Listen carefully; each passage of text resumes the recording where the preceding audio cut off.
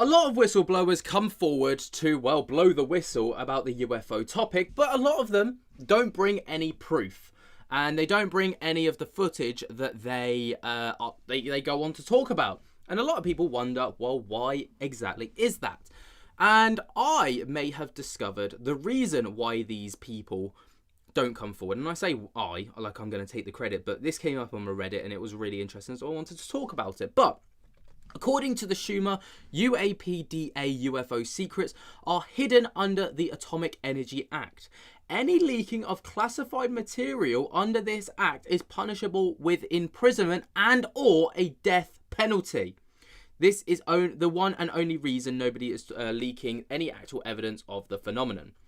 Now, obviously, this is absolutely immense, right? Like, this is why people, like, no one's going to want to risk their life or their freedom over leaking information. So that's why a lot of whistleblowers tend to come forward, talk about things that they've seen and have seen video footage of, or maybe even, have footage of, but won't show to the public, because if they do, there's a possibility of imprisonment and an even greater possibility of death, which nobody wants. But if we take a look through this legislation, we can see that obviously, this comes under the Atomic Energy Act and prohibits disclosure of information relating to nuclear energy and weapons.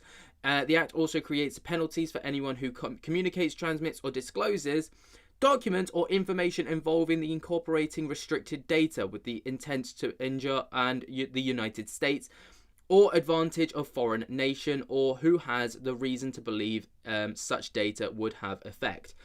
Basically, it creates a criminal prohibition on treason punishable by death, imprisonment, or fine.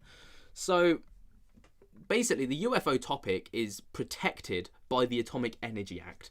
And if you dare release any information about this stuff, then you could be looking at imprisonment, you could be looking at a fine, and the best case scenario, imprisonment in the mid, and then possible death, which is absolutely bonkers.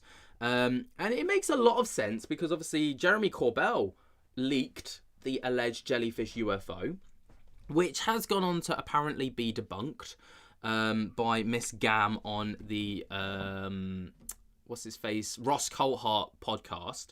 But this clip here also now makes a hell of a lot of sense. So over on the Jeremy Corbell YouTube channel, the Weaponized episode 60 trailer, he says this. In this week's episode of Weaponized, let's say there's a document that has been referenced in some reports. Michael Schellenberger has said there's a 20-something page document. Let's say there's a document. Let's be honest with our audience. You have been exposed to the entirety of the document. Is that correct? All right. Yeah, I've seen it. From the very get-go, we have been in the know that we have been trying to exploit derivative technologies of UAP. Is that factual from where you're sitting? Yeah. Okay. I am directly aware of the totality of this report and information being in person given to certain members. I'm not saying of Congress or Senate, certain members, and that I was present. Now that it's out, how can it possibly, how can anyone hope to quash the story? Okay, I need to crack a beer. Because we're right now, you have now brought up that's where it was risk leading. and threats. Yeah. Okay. You are asking me, and I'm sorry, I feel like a robot right now, but I have been on guard. This is our insurance policy right here. Okay. I've been notified of very specific and direct and detailed threats against my life, as well as against anybody who may have information, assets, or contact with additional whistleblowers or individuals who are aware of this program.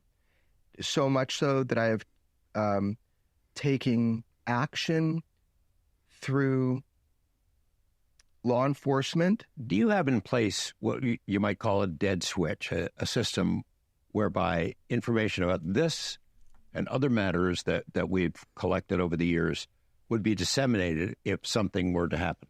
Okay, I will not mince words.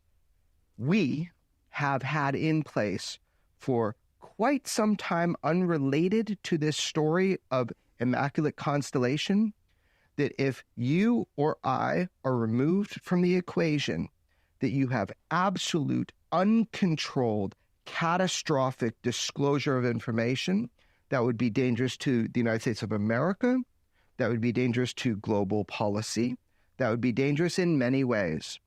And it benefits everybody to not fuck with journalists doing their job and sanitizing information prior to the good of public knowledge with no harm to the United States of America, putting it out.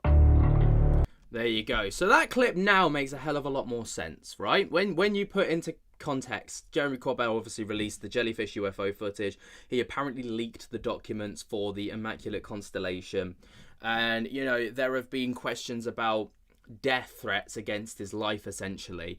And, you know, he's gone on to talk about it in quite a lot of depth there. And he's basically thrown the warning out there that, you know, if you take my life, go for it. But just be aware of what will happen if you remove me or George Knapp from this equation. So, you know, he's obviously thrown a warning out there to the people that he knows will be watching that episode. And it also makes a lot of sense because obviously he's leaked this information, and now we know the potential consequences of actually leaking this information under the Atomic Energy Act. That being a potential fine. I mean, compared to imprisonment or death, a fine seems pretty decent, right? Doesn't it?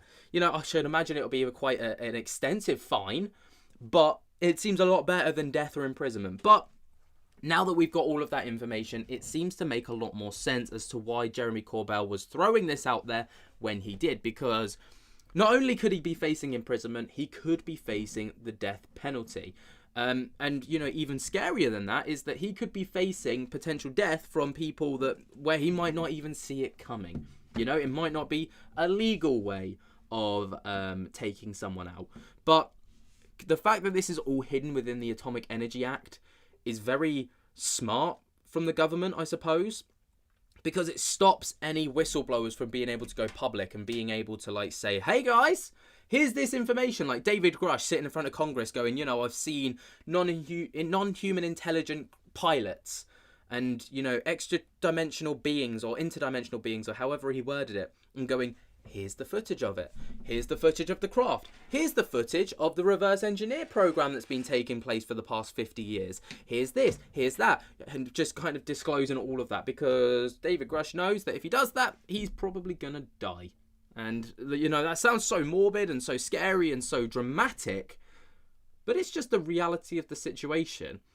And wow, do we have just some crazy shit going on in our world, right? Where, you know, this is such a well-kept secret to the point where, like, death is literally on the cards for these people, these whistleblowers. It's a scary time, but what do you guys think? Let me know your thoughts and opinions down in the comments below. While you're down there, be sure to jump scare the hell out of the like button, and until